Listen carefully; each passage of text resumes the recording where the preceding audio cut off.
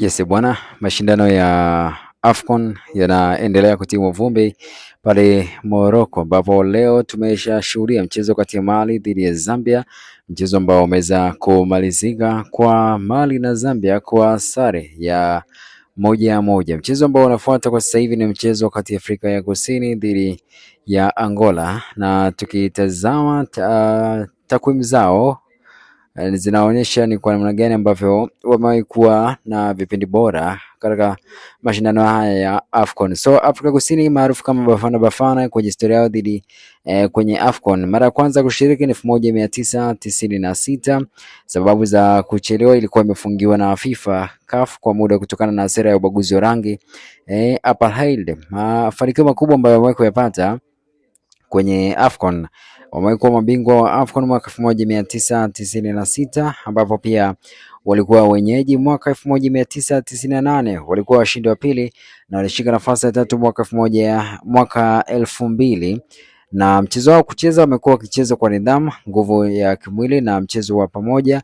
Changamoto kubwa baada ya mafanikio ya awali, wamekuwa wakipata matokeo yasiyo thabiti, wakikosa mara kwa mara hatua za mwisho. Wachezaji ambao ni maarufu kwao ndio hivyo tunawashuhudia na tutaona ni kwa namna gani ambavyo wataweza kufanya vizuri zaidi. Kwa upande wa Angola, historia yao dhidi ya AFCON, historia yao kwenye AFCON, wamewahi kushiriki mwaka 1996 kwa mara ya kwanza, washiriki zaidi ya mara 8, mafanikio makubwa, nafasi ya tatu mwaka 2008 ambayo ni mafanikio bora zaidi. Kipindi cha pili au kipindi bora zaidi ilikuwa ni mwaka 2006 hadi 2010, wamekuwa na kipindi bora zaidi. Mtindo wa kucheza ni wa kasi, nguvu na wachezaji wenye mbinu na flair. So tusubiri tuone ni kitu gani ambacho wanaweza wakakionyesha kwenye mchezo huo hapo. So tutaona ni katika namna gani ambavyo wataweza kuonyesha kiwango bora, na nikusogezee pia kikosi ambacho kimeweza kutolewa na CAF ambacho kitahusisha timu zote hizi mbili kuelekea mchezo huu hapa ambao unasubiriwa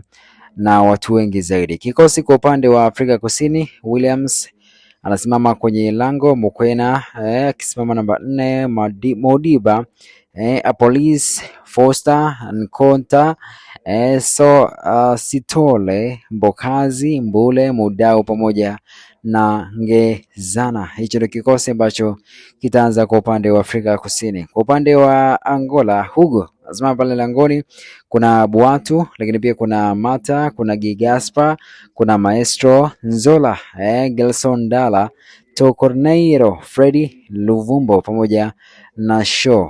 Hapo hujamshuhudia Mabululu akiweza kuanza ama nani. So hicho ndio kikosi ambacho kitaanza kwa leo katika mchezo huu ambao unaenda kufuata. Wanacheza South Africa, wanacheza 4-2-4.